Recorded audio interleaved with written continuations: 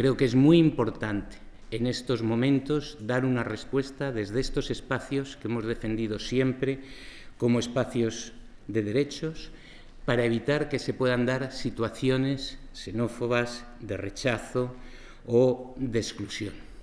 Si os dais cuenta, en los últimos años ha habido en distintos lugares países que han dado una sensación de estar fracturando Europa por este motivo. Hungría, cuando la crisis de los refugiados sirios y afganos, la excluyente Polonia en estos momentos, la Italia de Salvini, y digo de Salvini porque no es ni la Italia de Leonardo, ni la de Miguel Ángel, ni la de Saviano, ni la de Umberto Eco, ni la de Norberto Bobbio, que han sido los grandes exponentes de la cultura italiana. Y en estos momentos un problema serio, nada menos que Andalucía, la hospitalaria Andalucía, puede tener una tendencia a incluirse dentro de estos espacios de exclusión. Por eso estamos aquí más que nunca, por utilizar la terminología que hemos hecho muchas veces, juntar gente para pensar juntos, para dar una respuesta. Y yo creo que esa es la idea básica. Esta idea de juntarnos para pensar juntos soluciones es algo que ha sido una seña de identidad de estas jornadas. La trasladó aquí un filósofo del derecho, Mariano Maresca, que, como todos sabéis, estaba aquí siempre en las jornadas. Como él dice, hace 4 años un ataque de mala salud le dejó sin habla y fue una cosa impresionante, porque alguien que era el que siempre encontraba la palabra justa, de repente no podía expresarlo. Nosotros le queremos hacer un reconocimiento y por eso mañana le entregaremos en Salobreña, en el centro de Martín Recuerda, en el auditorio Martín Recuerda de Salobreña, le entregaremos el premio de Liber Mot, el premio Derechos Humanos y Migraciones, en reconocimiento a todas las palabras que nos ha enseñado y en concreto a esta idea de juntar gente para pensar juntos. Bueno, esta es un poco la idea de las jornadas. En este momento creo que nosotros, una de las cuestiones que más estamos aportando es ese deber de memoria. Yo creo que en todas las situaciones, quizá Juan Diego Boto luego hable sobre estas consideraciones, pero yo creo que en todas las situaciones las sociedades tenemos un deber de memoria, es decir, que no se olvide las cosas injustas y las violaciones de los derechos que se han hecho. Y por eso estas jornadas de Motril siempre han sabido, yo creo, integrar ese deber de memoria que tenemos como sociedad. Sami Naïr decía hace unos días, nos van a llamar genocidas en el futuro porque estamos permitiendo que pase esto y tal, y decía, no, en el futuro no, es posible que ya nos lo estén llamando ahora. Es el derecho a la vida y el derecho a la integración que tienen estas personas que vienen, y este deber de memoria que hizo, bueno, que lo expuso claramente y lo vivimos hace 2 años con la ponencia de Reyes Mate, que se llamaba nada menos que Refugiados, vanguardia de la humanidad. Yo creo que esto es bastante importante. Este deber de memoria, que yo creo que se aprende, ha habido recientemente una exposición en Madrid sobre Auschwitz, sobre el campo de exterminio, y el subtítulo, que a mí es lo que me llama la atención y quiero trasladaros a vosotros, era «No hace mucho, no muy lejos». Es decir, eso sucedió, desde mi punto de vista, aquí al lado y hace 4 días. Y esa es la idea. Ese deber de memoria es lo que tiene que impedir que vuelva a pasar lo que está sucediendo. No podemos tener al lado un mar donde las primeras culturas se plantearon las esencias, es decir, la vida, el amor, la muerte, y convertirlo, yo creo que nos tenemos que negar a que eso se convierta en un mar de tragedia en la frontera más mortífera del mundo. Por esto, el recuperar y el restaurar algo tan importante como es el derecho a la vida, recogido en todos los tratados internacionales, recogido en todas las constituciones europeas y en todos los códigos, yo creo que es fundamental en este momento. El progreso moral, dice recientemente Adela Cortina, no se hereda. Depende de las experiencias vitales y de lo que seamos capaces de transmitir. Por eso, esta mañana lo decíamos cuando se ha proyectado la película de Nicolás Castellano sobre los 30 años de memoria después del primer migrante que apareció muerto en las playas de Cádiz. Yo creo que esto es una cosa esencial. No se hereda el progreso moral y yo creo que eso tenemos que saber transmitirlo. Cuando han venido los chicos del instituto esta mañana a ver la película, yo se lo transmitía. Para nosotros esto es especialmente importante, saber transmitiros esta idea de progreso moral, que es una idea básica. Solo así podemos evitar lo que aquí también se dijo en otras jornadas por el escritor y periodista Alfonso Armada, que hizo una recopilación de recortes de prensa y que nos transmitió a todos lo que era el título de su intervención, es decir, la niebla moral de Europa. Y desde entonces hemos intentado, con esa idea de la niebla moral de Europa, hablar de lo que es la niebla jurídica de Europa. Es decir, cómo las grandes convenciones, los grandes pactos que se hacen en la segunda mitad del siglo XX, después de que Europa queda impactada por la Segunda Guerra Mundial, por la tragedia de quedar destruido un continente, y se empiezan a plantear los grandes tratados como ese derecho a la vida, como ese derecho claro a favor de las libertades, a favor de los derechos humanos. Bueno, pues esa nebulosa jurídica es lo que hemos intentado analizar aquí también. Y siguiendo en esta misma línea, yo creo que lo importante de estas jornadas es saber que no solo se hacen, que no solo se hacen grandes ponencias, sino saber cómo se interrelacionan esas ponencias tan importantes con los testimonios de las personas que han hecho las rutas migratorias o que han vivido situaciones así. La mesa de esta tarde yo creo que es muy expresiva de las jornadas. Tenemos con nosotros a Denia Mejía, que es una defensora de los derechos humanos de Honduras, y a Juan Diego Boto. Bueno, a los que habéis venido después ya se lo explicaba antes. Juan Diego Boto, cuando ha ido a coger el AVE, ha tenido una caída y está con un esguince, nos atiende a través de Skype. Es la primera vez que lo hacemos. En broma me dicen, al final has caído en las tecnologías. Bueno, he caído, pero yo creo que merece mucho la pena. Denia, si quieres, puedes pasar. Bueno, pues buenas tardes y muchas gracias. La verdad es que esto es como estar siempre en familia, ¿no? Y además con no solo el agradecimiento a quien lo organizáis, sino la gratitud de que la familia pues va ampliándose, ¿no? A veces las familias tienen mala pata, como lo ha pasado a Juan esta mañana, pero bueno, yo creo que las técnicas estas del demonio nos lo van a poner a Juan Boto, nos lo van a poner este año así de mentirijillas, y así se compromete a que el año que viene, con buen pie, estará presente.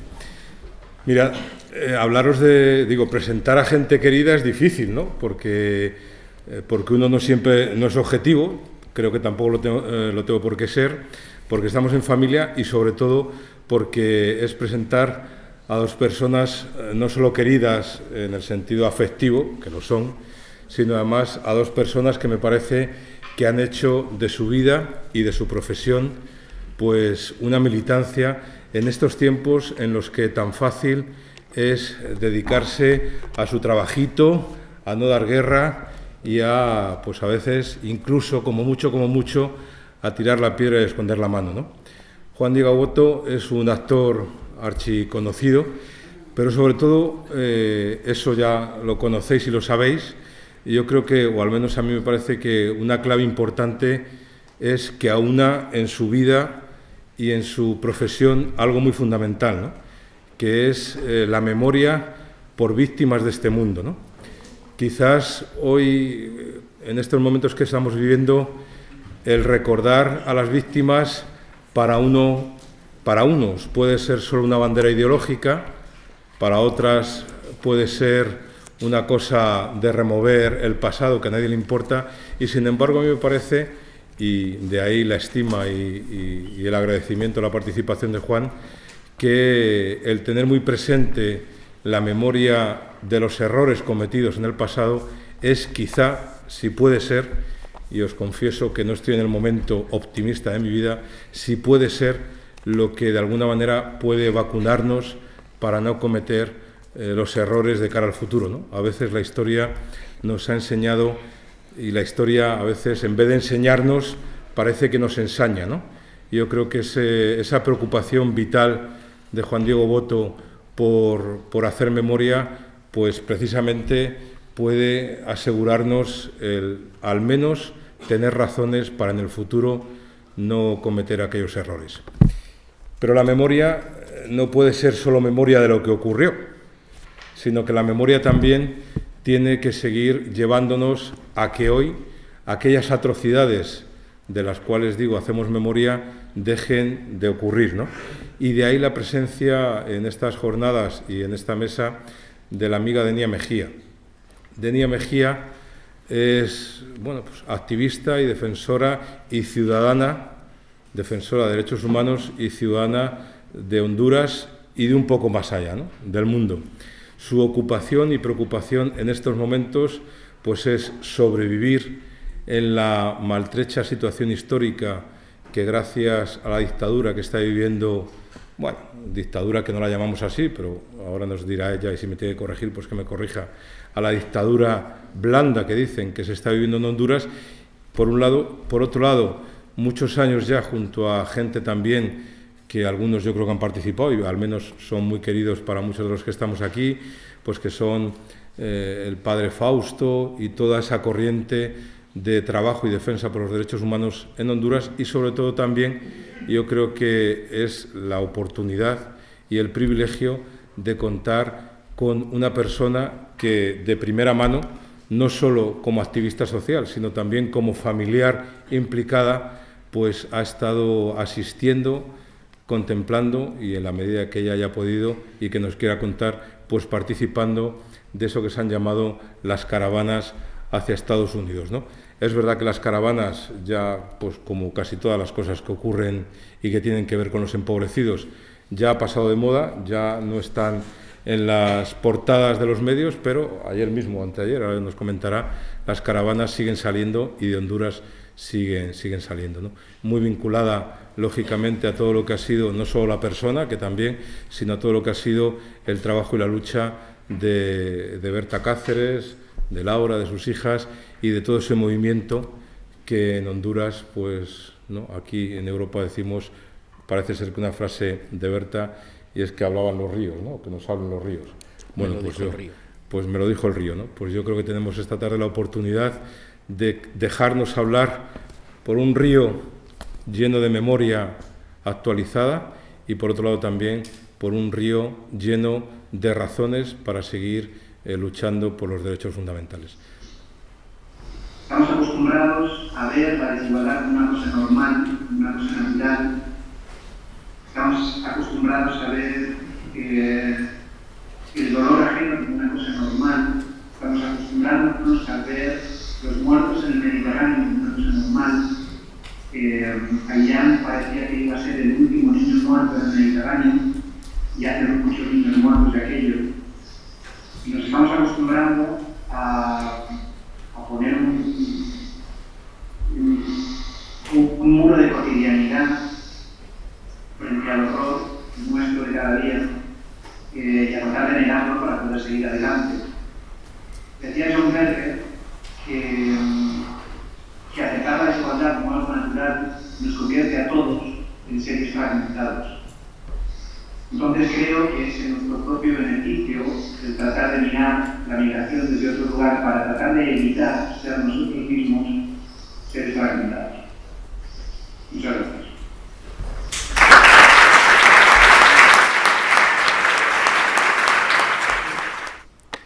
Honduras ha sido un país que históricamente ha presentado problemas de desigualdad, de empobrecimiento, de debilidad Nacional, y a raíz del golpe de Estado que se dio en junio del 2009, la situación se ha agravado y actualmente en Honduras caminamos bajo un nuevo proyecto de dominación que se ha ido consolidando a través de la implantación de un nivel de pérdida de nuestra soberanía o de la entrega por parte de los gobiernos, de nuestra soberanía, de los territorios, de los bienes de la naturaleza, a estas empresas transnacionales mineras del sector energético y también al turismo, este turismo transnacional que ha ido a despojar y a explotar todos nuestros recursos, y también la explotación de la mano de obra barata. La injusticia en aquel país es terrible. Se trata de uno de los países más violentos del mundo, o sea, no son ningunos trofeos bonitos los que tenemos. Es una realidad donde el 80% de la población vive bajo la línea de la pobreza, y eso no lo decimos nosotros, lo dice el Banco Mundial, las estadísticas últimas del Banco Mundial.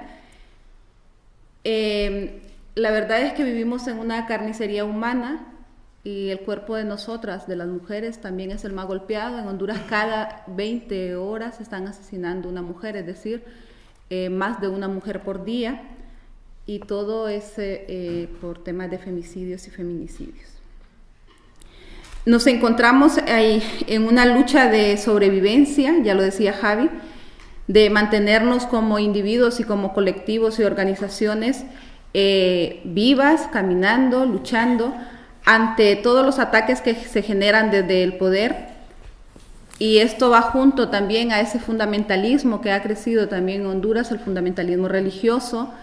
Hay que decirlo, la Iglesia Católica desde la oficialidad, porque también hay una iglesia de base que lucha del lado del pueblo, está en contra de la población que lucha. Las iglesias evangélicas cada día están proliferando más.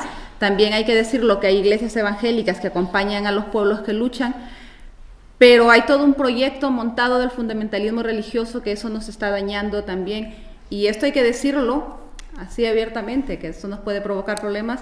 Son proyectos contrainsurgentes de Estados Unidos. Son aquellos proyectos que en los años 80 se crearon para combatir las luchas que habían en los países en Centroamérica, y ahora han acrecentado. Entonces es mentira, en Centroamérica no se han quitado los proyectos contrainsurgentes, al contrario, se han intensificado.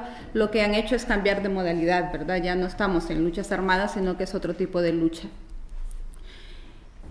Pero a esto, claro, hay resistencias comunitarias desde la base, hay resistencias territoriales, hay resistencias de ejercicios directos y control de autonomías territoriales, y eso implica también que las comunidades hacen un esfuerzo y también la represión se profundiza. Ahora mismo tenemos mucha gente de las luchas territoriales que están siendo criminalizados, han sido muchos llevados a los juzgados, otras han estado en cárceles. Recientemente tenemos el caso de un grupo de personas, una mujer y 12 hombres, que estuvieron presos por una lucha en defensa de su territorio y de una zona de reserva, y estuvieron presas porque ellos están haciendo también resistencia. A todo esto también va junto la militarización, que después del golpe de Estado ha crecido. Honduras es uno de los países ahora mismo más militarizados, donde el gobierno invierte más en militares que en educación. En el último año el presupuesto ha aumentado más a los militares, y a educación y a salud ha disminuido. Aunado a esto también el tema de la corrupción. Hay unos escándalos de corrupción desde el gobierno, desde el Estado, que son escandalosos. O sea, a mí a veces no me caben en la cabeza tanto cero de los números, de los millones de dólares que se han robado.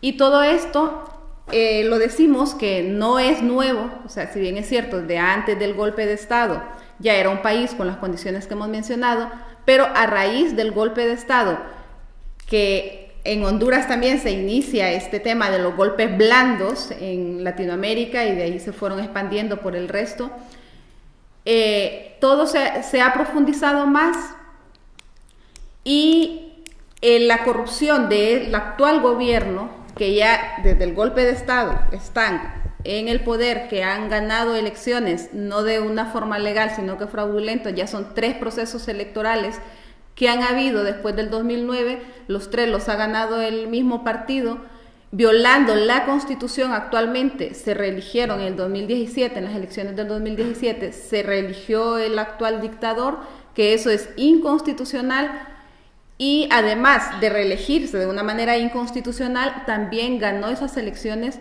bajo un fraude el más escandaloso, creo, de la historia de Honduras. Entonces, al tener ellos todo el poder, han creado también, digamos, toda una estrategia, un aparato de protección jurídica, ¿no? Entonces han creado leyes para protegerse, y a nosotras, los ciudadanos comunes y corrientes, como nos dirían ellos, nos han dejado sin ninguna protección. Al contrario, han creado leyes para recriminarnos, como la ley antiterrorista, que es una ley que ya existía desde antes del golpe, pero que haya tenido reformas. La ley de escuchas, o sea, no podemos tener, siempre hacemos hasta la broma de las conversaciones, no podemos tener conversaciones privadas, digamos, porque es legal en Honduras escuchar las llamadas y escuchar los teléfonos públicos y privados. Y ellos han creado leyes para protegerse, como la ley de secretos de Estado, o sea, están pasando las cosas, y antes había una ley de transparencia donde todos podíamos y todas podíamos llegar y pedir información, ahora no. Ahora hay una ley de secretos que pueden hacer lo que quieran y no nos dan ninguna información, porque queda a discreción del director, de la directora o de la persona inmediata a quien se le solicita información. Entonces, todo esto en Honduras ha provocado una emigración como nunca se había visto, que se dio en caravanas. En octubre del 2018, recién pasado, se organizaron caravanas que yo creo que a todas nos tomó por sorpresa, porque, o sea, la emigración siempre ha existido, ¿no? O sea, eso no es un derecho, y es un derecho humano, y de Honduras, de Centroamérica, siempre ha habido emigración para hacia Estados Unidos, hacia Europa, pero no en caravanas. O sea, la gente se va de forma ilegal, como lo viven aquí también con la gente que viene de África. Pero lo que sucedió en octubre, que se organizó una caravana, o sea, de la nada nos levantamos con la noticia de que estaban en San Pedro Sula, que es la capital industrial del país, en la terminal de autobuses. Habían primero convocadas 50 personas y luego habían salido 500 personas de aquella terminal de buses que iban en caravana. Entonces esto tuvo como un efecto, no sé si de histeria colectiva, que la gente de 50 que se habían organizado, que se autoorganizaron, allí no los ha organizado nadie, como se ha querido decir también desde los medios de comunicación, desde el Estado, que siempre se dice, no, es que hay líderes, que hay opositores, que la oposición, que los organizan, porque no, estas caravanas se organizaron, como digo, a todos nos pidió por sorpresa, donde la ciudad donde yo permanezco más tiempo, que es el occidente de Honduras, que ahí es paso, porque es camino hacia Guatemala y hacia El Salvador.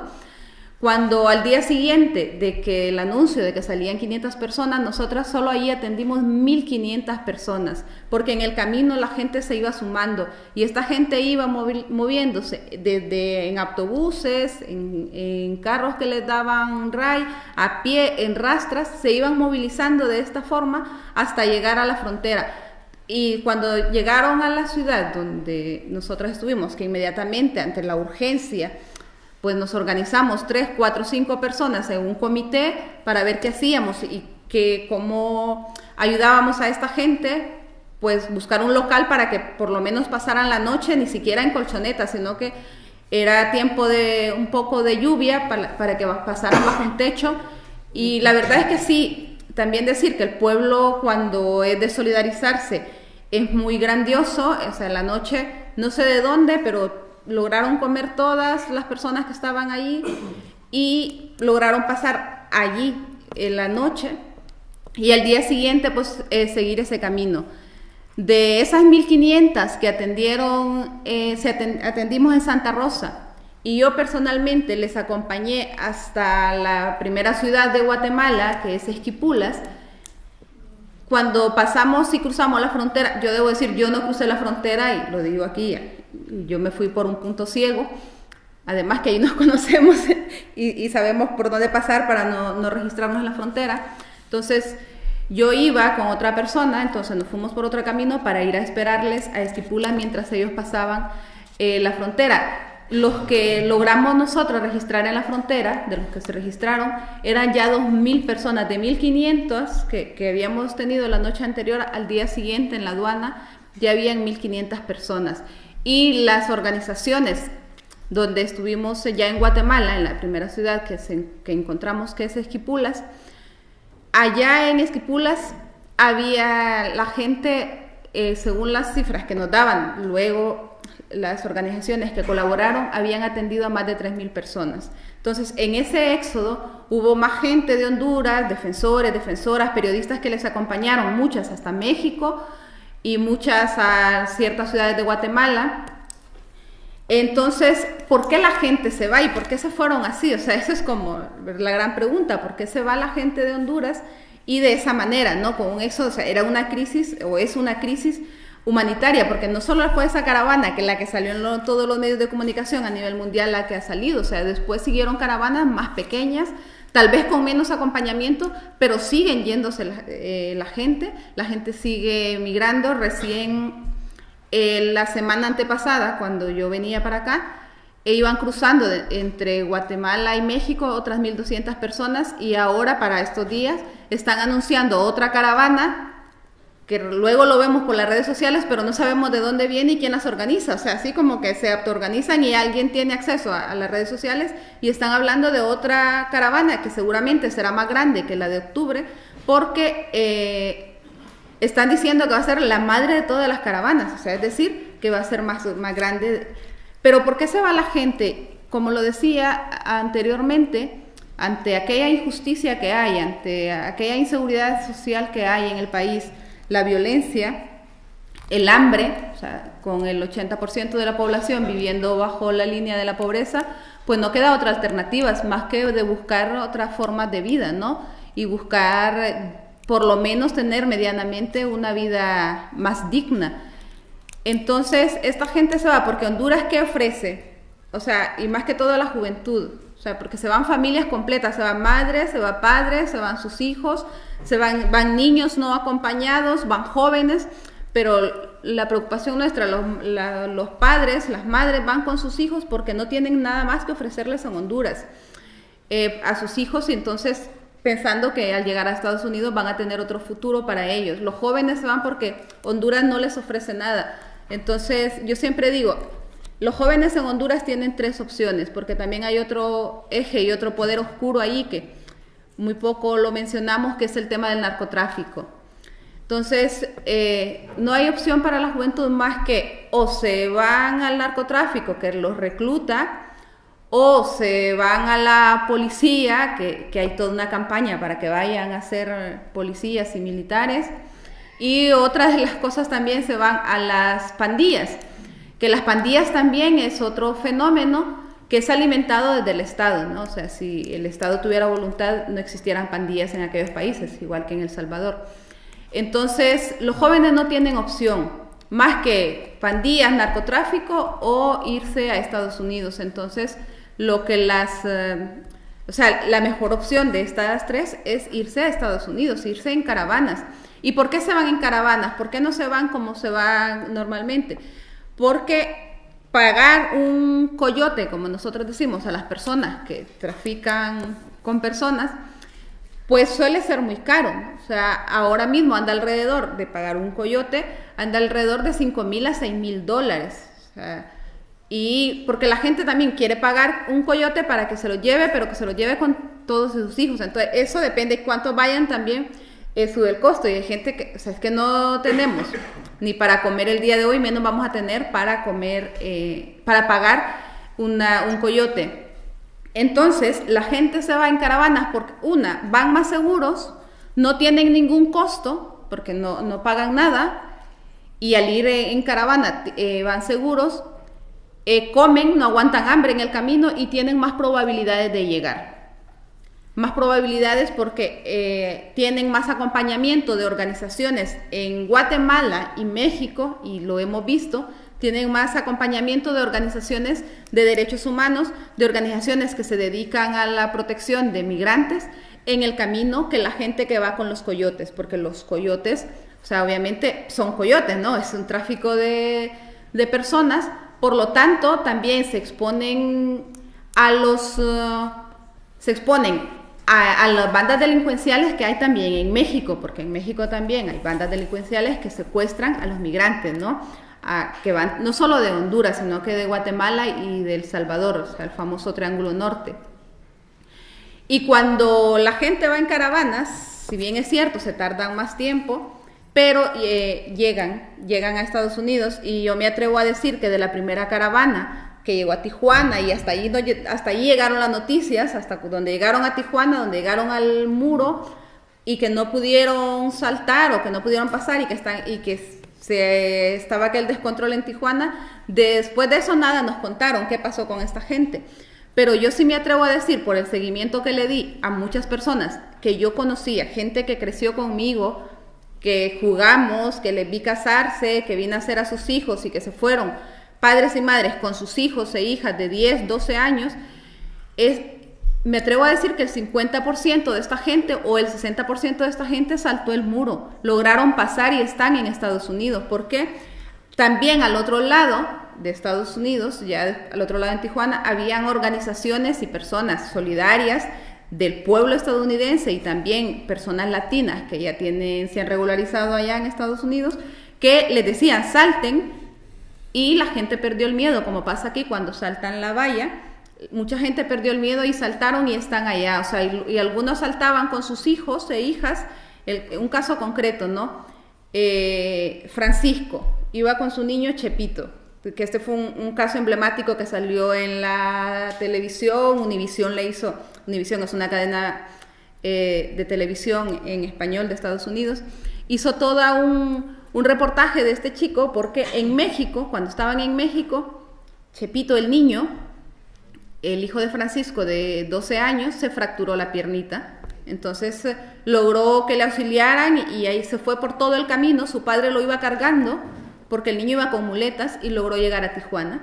Y estando en Tijuana, Francisco, que a Francisco yo le conozco, Francisco saltó el muro con su niño, o sea, con su niño fracturado de la pierna, ¿no? O sea, saltó el muro, y luego, cuando estaba allá en Estados Unidos, claro, llegó, y con un niño no podía seguir caminando, o sea, el niño iba cansado, mal, y se entregaron a migración, y luego todo un proceso de la gente solidaria allá, ya están en Estados Unidos, ya tienen una casa donde vivir, ya Francisco tiene un trabajo, y el niño ya está curado de su piernita y ya puede ir a la escuela en Estados Unidos. Y de esos casos, o sea, que tienen nombre, tienen un rostro, que les hemos puesto, más que un número, que les hemos puesto rostro y nombre y apellido, conozco bastantes, ¿no? O sea, de gente que yo conozco, le decía a Javi hace unos días, que de familia mía, primos míos, primas mías, se fueron con sus hijos y con sus hijas, y lograron también saltar el muro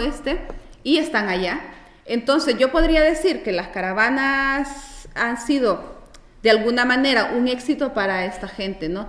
Si bien es cierto, hubo gente que se retornó porque desde el Estado había toda una política para retornar, había toda una campaña para que retornaran, pero lo que retornaría sería del 100%, un 20% de la gente que se fue retornó, porque desde el Estado ponían buses, ponían desde México que se pudieran regresar cuando estaban en Guatemala, y luego hacían los medios de comunicación todo lo que hacen también para mentir y para engañar, las noticias estas, ¿no? Que se han regresado 2,000 hondureños, que se han regresado 7,000 hondureños.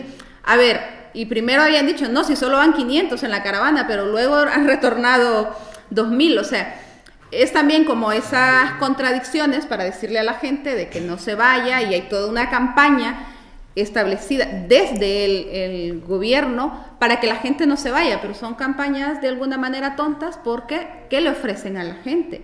Y el Estado es como también hipócrita porque la economía de Honduras se sostiene con las remesas.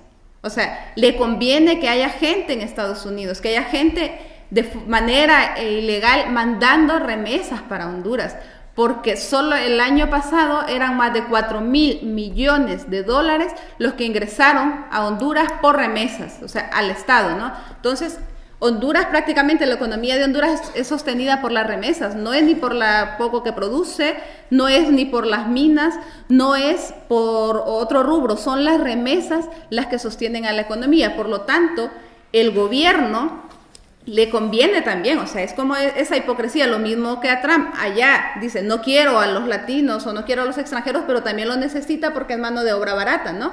Entonces es como ese doble discurso, ¿no? Y claro, por estas caravanas ha habido gente que ha sido perseguida, que ha sido criminalizada, dirigentes sociales que les han tildado de que son los organizadores, que les han querellado, pero no han podido comprobar nada y hasta el momento la gente sigue yéndose, que es una pena. No deberían de irse, o sea, nadie debería de irse de su país más que por voluntad propia, pero no deberían ser expulsados de su país. Pero nosotras allá seguimos viviendo esa crisis humanitaria y bueno, y es necesario que lo sepa el mundo y que sepa de que de alguna manera ha habido éxito, ¿no? O sea, que la gente que logró saltar y que sigue yéndose ahora con con la benevolencia que tiene el gobierno de México también, que facilita, por lo menos la gente también se siente con ganas de irse, porque crece ese sentimiento de irse para Estados Unidos porque en México no les persiguen, por lo menos desde el Estado no se les persigue ya en México. Si bien es cierto, recién otra vez volvió la criminalidad de estas bandas de secuestradores a secuestrar hondureños y asesinar hondureños y hondureñas. Eso sí, pero eso ya no está en manos de nuestros, ¿no? Entonces, pero la gente no la paraliza el miedo, por más que nos hagan campañas de miedo, a la gente no la paraliza, la gente sigue yéndose. De la primera caravana que se fueron, murieron alrededor de 10 en el camino. No debería de morir nadie, o sea, nadie debería de morir en el camino, ¿no? Pero esta caravana murieron unas 10 personas, porque se sumaron, ya cuando estaban en México, se sumaron gente de Guatemala también y de El Salvador. Pero en la otra migración, que no es en caravanas, la migración de todos los días, que es irregular también, mueren alrededor de 15 a 20 hondureños o emigrantes diarios, ¿no? En ese camino, de 15 a 20 emigrantes que ahí quedan, que es gente que quedó desaparecida, quedó en ese camino. Y en la primera caravana se registraron solo 10 personas. Repito, no debería de haber ningún muerto, pero se registraron solo 10, es decir, que la gente está más protegida y más acompañada con estas caravanas. Decir que nosotras desde nuestro comité que nos organizamos, seguimos un poco dando esta batalla. Lo hacemos también de alguna manera no tan pública, porque luego nos van a acusar y nos pueden criminalizar de organizadores de caravanas, pero sí estamos al pendiente de las personas que pasan. Tenemos, por suerte, el hecho de estar cerca de la frontera con Guatemala y El Salvador, eso nos da cierta facilidad de movilidad y poder de alguna manera discreta ver los movimientos, porque estos pasan por las aduanas, los que van con coyotes se pasan por puntos ciegos, pero a nosotras nos favorece el estar ahí cerca de Honduras y Guatemala para poder tener también cierta información y decirlo también, que de Guatemala personalmente hemos tenido como mucho apoyo también de ciertas autoridades, porque les conocemos, entonces nos facilitan información para que nosotras podamos, como aquí, ¿no? Que más de alguno avisa que viene una patera, entonces que hay que estar pendientes, tal, eso también pasa allá. Y con esto cierro porque ya el tiempo se está acabando. Pues agradecerles y decirles que En Honduras hay un pueblo también que, además de con todas estas cosas feas que he contado, hay un pueblo que resiste, hay un pueblo que lucha, hay un pueblo que también, como decía Berta, es alegre, que está alegre. Y desde un pueblo muy solidario, pero que también clama solidaridad y también no queremos también que digan, ay, pobrecitos, los pobrecitos hondureños, centroamericanos, los pobrecitos inditos, pobrecitos aquellos tontitos, vamos a ayudarles, no, pero que también nos pongamos un poco en esos zapatos de las personas que están luchando, y también desde aquí pueden decir qué se puede hacer, pues sí se puede hacer, y también desde aquí interpelar a sus autoridades, porque sus impuestos también se están yendo para que allá se recrimine, para que allá se criminalice, para que allá se persiga. Desde la Unión Europea se financian proyectos que sirven para criminalizar. Del Estado español apoya a la policía, el Estado español ha apoyado desde a la Fiscalía de Honduras, que sirve para perseguir. Desde el Estado español se apoyó para que haya un nuevo Código Procesal Penal que es inquisitorio en Honduras. Entonces también para que interpelemos desde aquí a sus autoridades. Muchas gracias.